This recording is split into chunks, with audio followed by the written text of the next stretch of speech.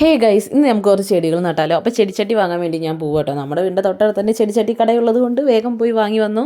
ഇതേ പോണു കീരികൾ കണ്ടോ. ഈ പൂവുള്ള ചെടികൾ എല്ലാവർക്കും ഇഷ്ടമാവുമല്ലോ, അതുപോലെ എനിക്കും ഇഷ്ടമാണ്. പക്ഷേ ഇവിടെ ഫുള്ള് മരങ്ങളായതുകൊണ്ട് തന്നെ എത്ര പൂവുള്ള ചെടികൾ കൊടുന്നു വെച്ചാലും പൂക്കാറില്ല, അത് അങ്ങനെ നിൽക്കാറുള്ളൂ. അപ്പം ഞാനൊരു മാർഗ്ഗം കണ്ടെത്തി. ഞാൻ പൂവിടാത്ത ചെടികൾ കൊണ്ടുവന്ന് പിടിപ്പിക്കാൻ തുടങ്ങി. അപ്പം അതൊക്കെ നന്നായിട്ടുണ്ടാവും ചെയ്തു കേട്ടോ. ഇത് കണ്ടോ, എൻ്റെ വീടിൻ്റെ ബാക്ക്ഗ്രൗണ്ട് കാണുമ്പോൾ തന്നെ നിങ്ങൾക്ക് മനസ്സിലായിട്ടുണ്ടാവുമല്ലോ എത്രമാത്രം മരങ്ങൾ ഇവിടെ ഉണ്ട് എന്നുള്ളത്. നമ്മൾ മുറ്റടിച്ച് വരി കഴിഞ്ഞാൽ പുളിയുടെ ഇലയും പ്ലാവിൻ്റെ ഇലയൊക്കെ വീണ ഒരു കഥയാകും, മുറ്റടിക്കാത്ത പോലെ തോന്നും. അതൊക്കെ ഒരു കഥ.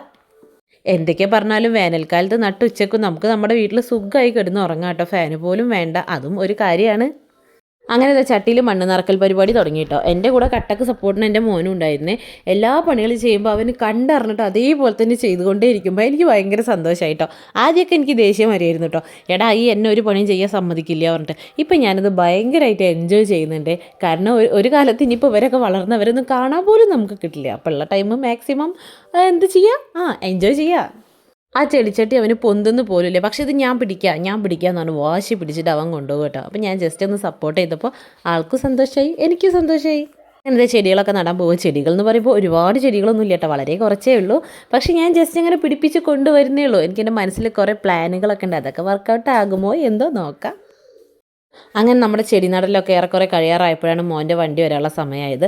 അപ്പോൾ സത്യം പറയുകയാണെങ്കിൽ ചെടിനടൽ പൂർത്തിയാക്കാൻ കഴിഞ്ഞില്ല കേട്ടോ. അപ്പോഴത്തേനും മോൻ്റെ വണ്ടി വരുന്ന സമയമായതുകൊണ്ട് ഞാൻ വേഗം അത് നിർത്തിയിട്ട് പിന്നെ മോനെ വിളിക്കാൻ വേണ്ടി പോയി.